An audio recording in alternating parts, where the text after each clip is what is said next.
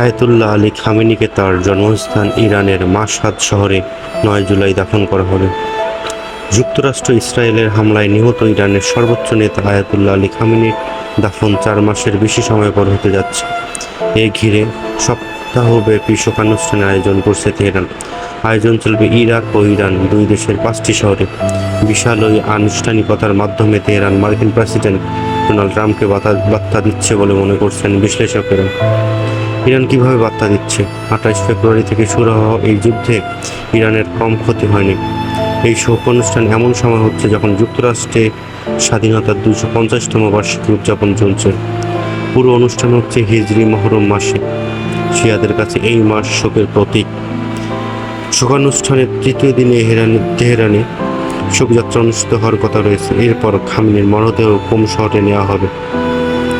ইরানি ইসলামী প্রজাতন্ত্র নিজের সীমান্তের গণ্ডি ছড়িয়ে এটি একটি বিপ্লবী শক্তি হিসেবে দেখছে।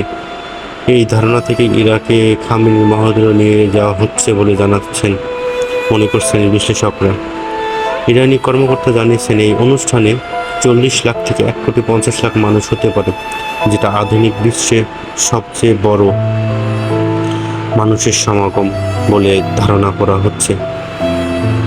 ইরানের ভাইস প্রেসিডেন্ট এই শোকযাত্রাকে শতাব্দীর অন্যতম গুরুত্বপূর্ণ ঘটনা বলে উল্লেখ করেছেন।